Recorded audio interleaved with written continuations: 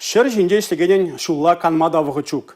Курык шулмалла уды қадірлемеле, сенаш силос яндыламала. Шыр улми ранезен хушшине шурдармада манмаламар.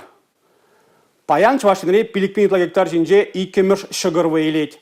Падыр елзем, ул чыртығырун гектар жинже иранзене хыбартны. Вылық-чырлық вали текемлі абат қадірлесіде малдадырать.